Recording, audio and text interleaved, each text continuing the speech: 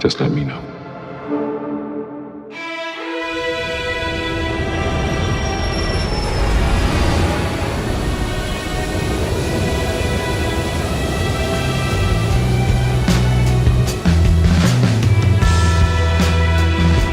A daring parachute escape from a flying 727 somewhere between Reno. A search was made of the plane immediately. We don't know who he was, where he came from, or where he went. I expect that we'll keep looking until we find him or find out what happened.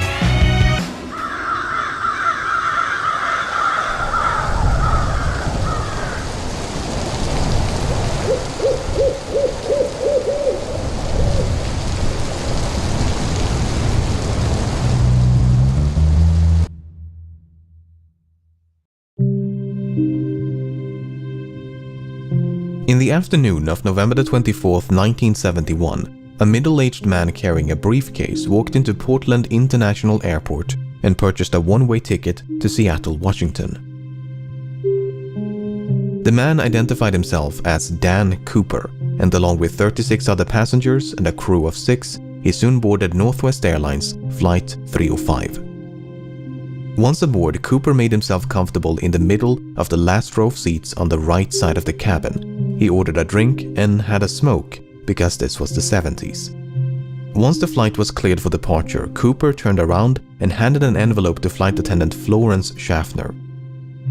Inside the envelope was a note featuring a handwritten message stating he had a bomb. Schaffner reluctantly sat down beside him and glimpsed what appeared to be 8 sticks of dynamite inside his briefcase. Cooper's demands were quite simple. He wanted $200,000 in cash and 4 parachutes. He also demanded a fuel truck to stand ready to refuel the aircraft once they landed in Seattle. Should they fail to comply with his demands, he threatened to, quote, do the job. Once the flight was airborne, Schaffner went to inform the cockpit crew, while another flight attendant by the name of Tina Mucklow remained by Cooper's side. By using a telephone in the rear of the cabin, Mucklow acted as an intermediary between Cooper and the rest of the flight crew for the remainder of the hijacking. For the next hour and a half, Flight 305 maintained a holding pattern near Seattle, while local and federal authorities scrambled to procure the ransom as well as the 4 parachutes. 10,000 $20 bills were collected from a local bank, while the owner of a nearby skydiving school supplied the chutes. At 5:45 p.m., more than 2 hours past its scheduled arrival, Flight 305 finally touched down in Seattle. By this point, it was well after sunset, and the aircraft was brought to a remote section of the tarmac. Once the flight came to a stop, both the ransom and the parachutes were handed over to Mucklow, who then brought them back aboard. In exchange, Cooper permitted 2 of the flight attendants as well as all the passengers to disembark, many of whom had not yet realized the flight had been hijacked. With the ransom paid and only 4 crew members remaining on board, Cooper told Mucklow to inform the captain that he wanted to fly to Mexico City. They were to fly with the landing gear down, the flaps at 15 degrees and below 10,000 feet. The lights in the cabin were to be switched off, and the aft stairway, which opens from the underbelly of the fuselage, was to remain extended. 2 of Cooper's demands could not be satisfied. First of all, the flight configuration he'd requested would not allow for a non-stop flight to Mexico City.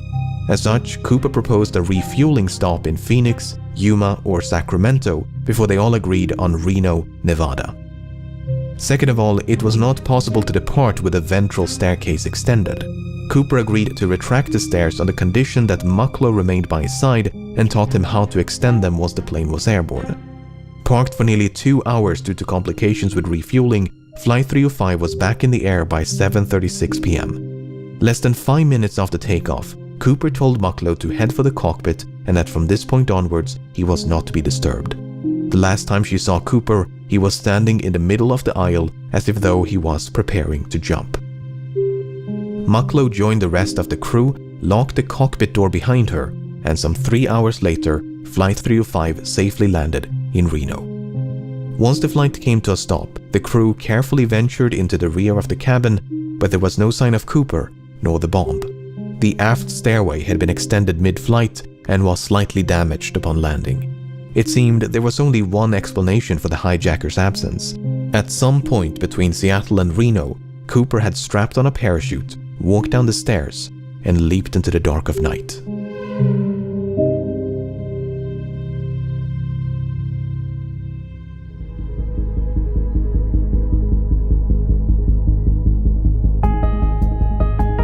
As soon as it became clear that Cooper was no longer on board, dozens of FBI agents converged upon the aircraft, only to discover a disappointing amount of physical evidence. A black clip-on tie, 8 cigarette butts, and 2 of the 4 parachutes were all that Cooper left behind. Evidently, he'd brought the ransom and briefcase along with him. In interviews conducted on the night of the hijacking, Cooper was described by the crew and passengers as a white male with brown eyes and dark hair. He appeared to be in his mid-40s and wore a dark trench coat, a dark suit, a white shirt, a black tie, and dark shoes. Soon after boarding, he'd also donned a pair of sunglasses. Based on this description, the FBI produced the first of several composite sketches. Before they could mount a search, however, the FBI had to figure out when Cooper abandoned ship. But that was easier said than done. None of the 4 crew members witnessed Cooper jumping from the plane, nor did the pilots of 2 fighter jets which escorted the flight between Seattle and Reno, which is not all too surprising given it was the middle of the night. Although the flight crew did report something odd. The last communication with the hijacker occurred at approximately 8:05 p.m. when the crew used the intercom to offer assistance, which Cooper declined. Within the next 10 minutes, the crew experienced what they described as an oscillation or vibration of the aircraft. At the time, the crew suspected it might have been produced by Cooper's jump, and a subsequent recreation of the hijacking supported that conclusion. Okay, so that took care of the when, but what about the where? While Cooper was very explicit about the flight's configuration and destination, he never specified any kind of route. In fact, Cooper grew so impatient with the slow refueling in Seattle that he dismissed the captain's request to file a flight plan and simply told him to, quote, get the show on the road. As such, the captain chose to fly along an airway known as Victor 23 without any input from Cooper. By using Victor 23 as a guide, authorities estimated the most probable location of the flight at the approximated time of the jump was about 40 kilometers north of Portland. And so, at the break of dawn, the FBI mounted an impressive search operation using helicopters, airplanes, and ground troops.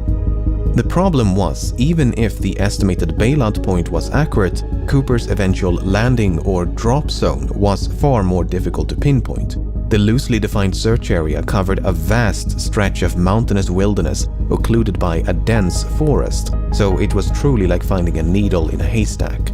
Apart from the difficult terrain, the search was further complicated by low temperatures and inclement weather, which persisted for days. Despite their best efforts, authorities never managed to find a single trace of Cooper, nor the items he'd brought along with him.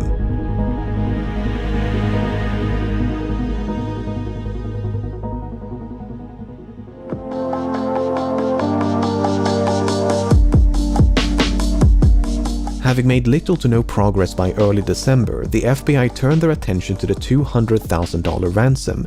The money had been collected from the Seattle First National Bank, which maintained a ransom package of $250,000 just for such an occasion.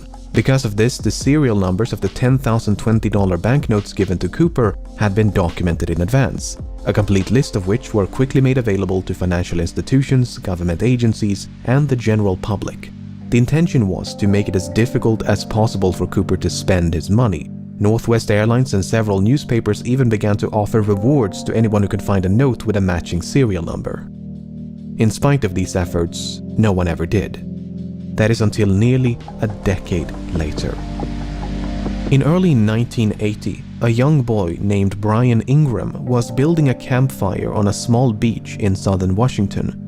As he was digging into the sand, Ingram discovered 3 bundles of cash totaling $5,880. Having heard about the infamous skyjacking, Ingram's parents brought the severely degraded bundles to the FBI.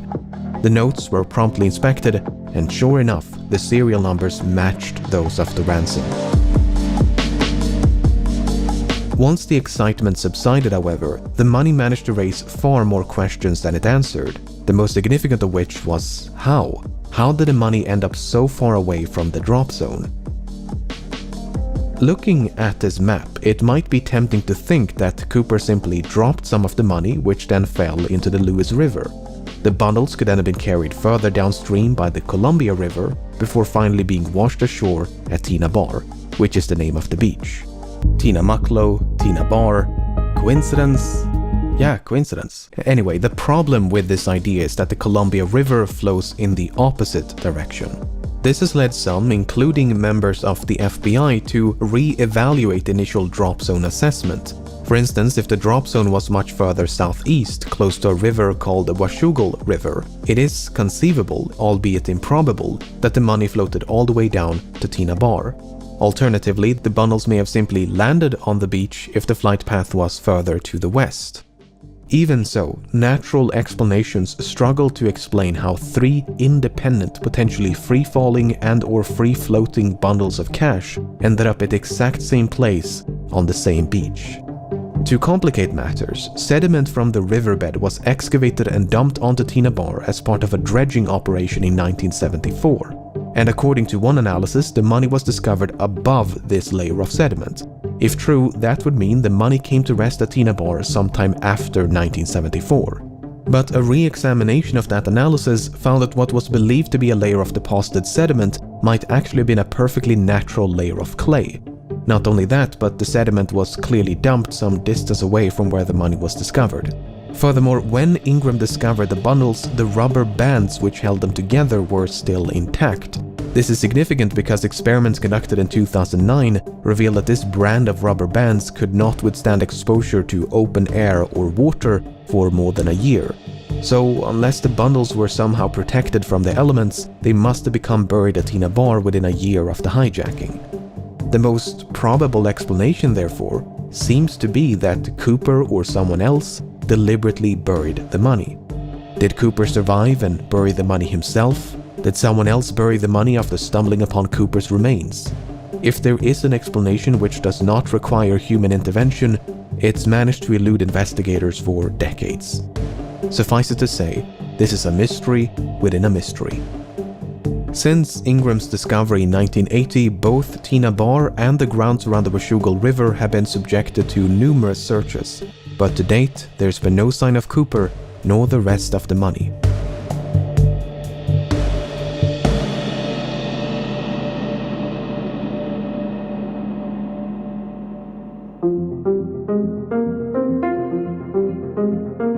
From the very beginning, it was assumed by many that Cooper did not survive his daring escape.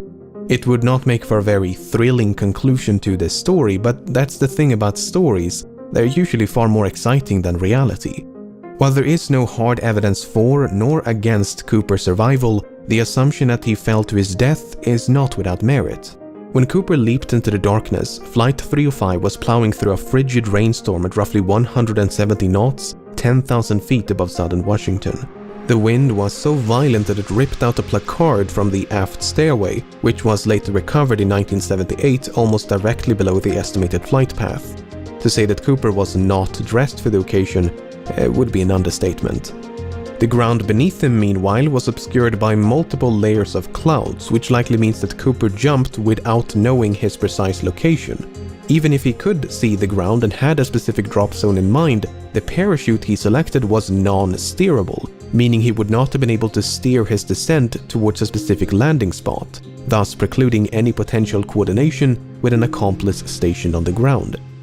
While Cooper expressed some familiarity with parachutes, his actual competence level is up for debate. It's widely believed that Cooper demanded 2 pairs of parachutes, 2 primary and 2 reserve, to make the authorities believe that he intended to take a hostage. That is precisely what happened, as the FBI contemplated but eventually decided against sabotaging the chutes as they did not want to risk the life of an innocent civilian. But in their haste to obtain them, they unintentionally provided Cooper with a non-functional dummy chute intended for training purposes. This mishap seems to have gone unnoticed by Cooper because that dummy chute was one of the 2 missing from the plane. Not only that, but Cooper chose the older and technically inferior parachute out of the 2 primary chutes provided. So in both cases, it seems like Cooper made the worst possible choice. But there are other ways to interpret this information. For instance, it's possible that Cooper used the dummy chute not as a reserve but as a means to secure the bag of money. In fact, that is precisely what Cooper tried to do with the functional reserve chute. First, he tried to place the money in the chute's canopy before removing some of the suspension lines and wrap them around the bag. Perhaps he used the dummy chute for a similar purpose. And Cooper's decision to use the older primary chute is not necessarily an indication of inexperience. It could also be a sign of familiarity, because the chute he left behind was a civilian luxury chute, while the one he used was a military chute. The argument is that Cooper might have been trained as, say, a paratrooper, and chose the older military chute because that's the one with which he was most familiar. And there is at least one other reason to suspect that Cooper had a military background. While the flight was in a holding pattern near Seattle, Cooper mentioned that the McChord Air Force Base was only 20 minutes away from the Seattle-Tacoma airport. At the time, that was an accurate assessment and might suggest a military background. Apart from the potential military connections, Cooper may even have had links to the Central Intelligence Agency. You see, the type of aircraft which Cooper chose to hijack, a Boeing 727, was also used by the CIA to covertly drop agents and supplies during the Vietnam War. A task for which the Boeing 727 was uniquely qualified due to its distinctive aft stairway. So it's fairly safe to assume that Cooper chose to hijack a Boeing 727 specifically because it provided a relatively safe means of escape. Whether he learned of this from the CIA or came to that conclusion independently is another question. However, the fact that Cooper chose to hijack a flight operated by Northwest Airlines was apparently random chance. When Tina Mucklow asked Cooper about his motives, he responded, "It's not because I have a grudge towards your airline, it's just because I have a grudge." He further clarified that Flight 305 just happened to be in the right place at the right time. Even so, it's clear that Cooper came prepared. He seemed to know a great deal about aircraft and aviation. He appeared to be familiar with the local terrain. He maintained a low profile to avoid a panic. He covered his eyes with a pair of glasses to conceal his identity. He left very little evidence behind, and he demanded 4 parachutes to force the assumption that he was taking a hostage. He was even cunning enough to reclaim the note which he'd initially given to Florence Schaffner. Apart from the name he wrote on his plane ticket, there are no other samples of Cooper's handwriting. But for all his planning and cunning, it seems Cooper did not give enough thought to his eventual escape. Not only did he fail to specify a route, but he was forced to make a last-minute destination change from Mexico City to Reno. He could have demanded more appropriate parachuting equipment like a pair of boots, a helmet, or jumpsuit. He could even have specified the ransom to be delivered in larger denominations to make it lighter and less cumbersome to carry. Presuming he did survive the fall and made it safely to the ground, he may then have had to make his way through a dense, partially snow-covered forest in nothing but loafers and a trench coat in late November. I get the distinct impression that Cooper's escape was much more of a leap of faith than a carefully executed jump. On the other hand, authorities never received a missing persons report matching the description of Cooper in the wake of the hijacking. This might suggest that Cooper did survive and that he swiftly and quietly resumed his normal routine. Furthermore, other hijackers have performed similar stunts, and many of them did survive even if they were quickly apprehended. Finally, the simplest explanation for how 3 bundles of cash ended up at Tina Bar is human intervention. At the end of the day, most of this is based on nothing but supposition. Without any concrete evidence of Cooper's demise, it leaves the door wide open to the far more exciting proposition that he did, in fact, survive.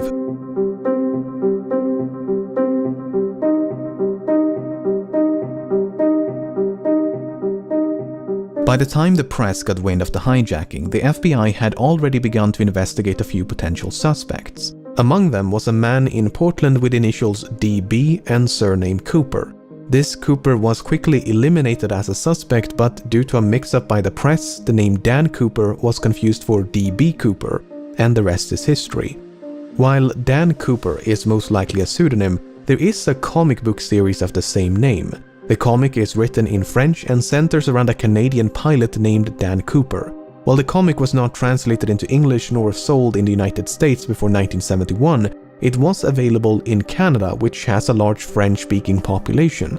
Given that American and Canadian accents can be difficult to distinguish, it's possible that Cooper, who was described as having no discernible accent, was a bilingual Canadian. This might even be supported by something that Cooper might have said. You see, when the captain relayed Cooper's demands to air traffic control, he used the phrase negotiable American currency. It seems doubtful that an American citizen would specify American currency, so perhaps Cooper was not American. The problem is, we don't know if this is a direct quote from Cooper or paraphrasing by the captain. For instance, notes taken by the crew during the hijacking merely contain the phrase negotiable currency, while testimonies provided by the crew after the hijacking include phrases like $200,000 in cash and circulated US currency.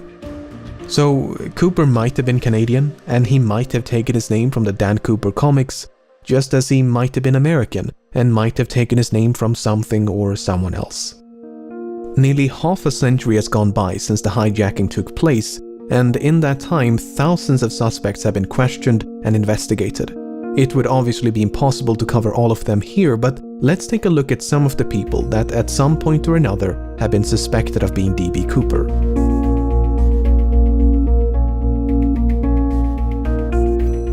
Robert Rackstraw first became a suspect in 1978, and on the surface he seems like a solid candidate. He was a decorated Army paratrooper and helicopter pilot. He had experience with explosives. He had an extensive criminal record. He had an uncle named John Cooper who was an avid skydiver. He was expelled from the Army only months before the hijacking, which might suggest a motive. After all, the hijacker did say he had a grudge. When confronted by journalists and private investigators, Rackstraw would neither confirm nor outright deny that he was D.B. Cooper. Instead, he'd say things like, "I could have been," or "I would not discount myself." On the other hand, Rackstraw had light-colored eyes, which Cooper did not. More significantly, Rackstraw was only 28 years of age at the time of the hijacking. This is well outside the range of ages reported by the crew and passengers, most of whom believed Cooper was in his mid-40s. Kenneth Christensen first became a suspect in 2003 when his brother noticed certain parallels between him and Cooper. Christensen had briefly served as a paratrooper in World War II, and since 1953 he'd worked for Northwest Airlines as both a mechanic and a flight attendant. He was 45 years old at the time of the hijacking.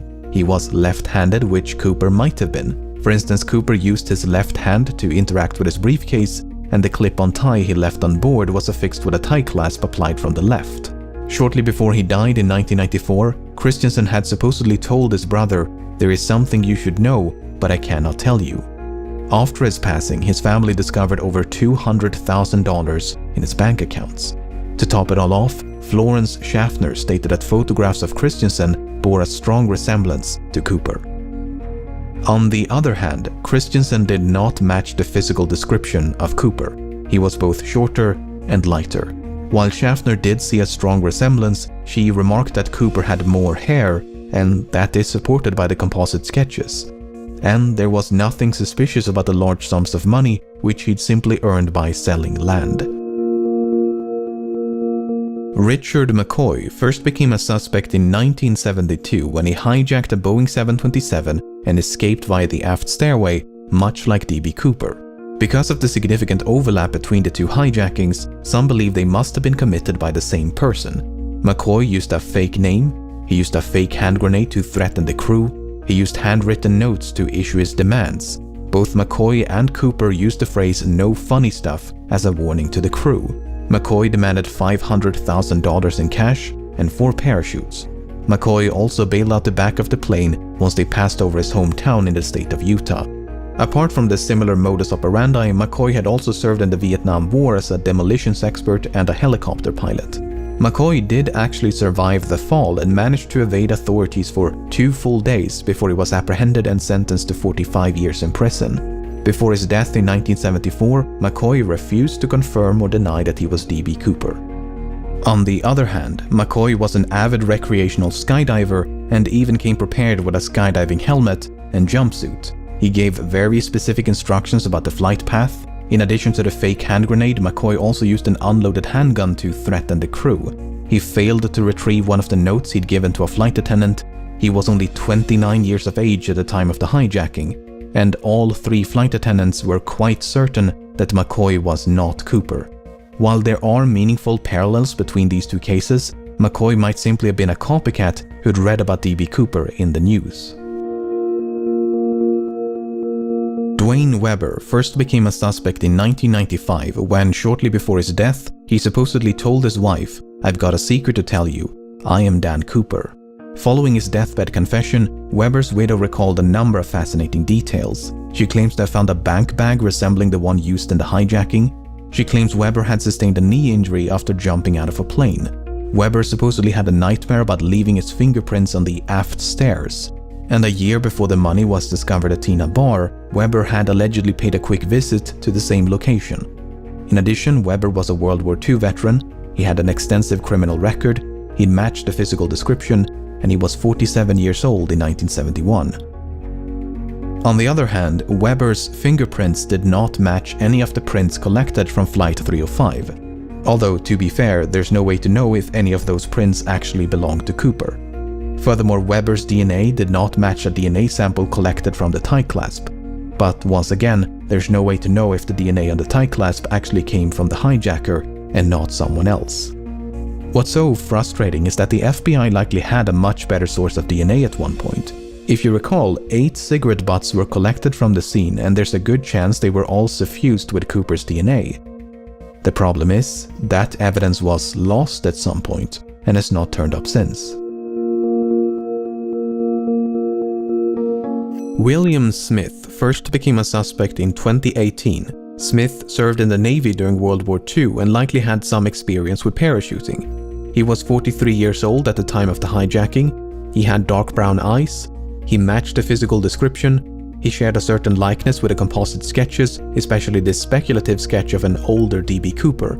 A student named Ira Daniel Cooper, who was killed in World War II, attended the same high school as Smith. Smith worked as a yardmaster for a railroad company for most of his life, but in 1970 the company filed for bankruptcy. As a consequence, Smith lost his pension, which might suggest a motive. He could, for instance, have developed a grudge towards the airline industry for their role in bringing about the downfall of the rail transportation industry.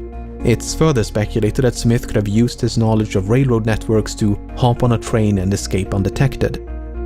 On the other hand, Smith spent his entire life in the northeastern United States. Given that the hijacking occurred on the other side of the country and was committed by someone who at least appeared to be familiar with the local terrain, Smith is not the most ideal candidate. However, the fact that Smith worked as a yardmaster is interesting. You see, the tie that Cooper left behind was recently examined using an electron microscope, which uncovered various metallic particles. Some of these particles, especially pure titanium, were quite rare in 1971. This might suggest that Cooper worked as a manager at some sort of chemical or metallurgical facility, or possibly a rail yard.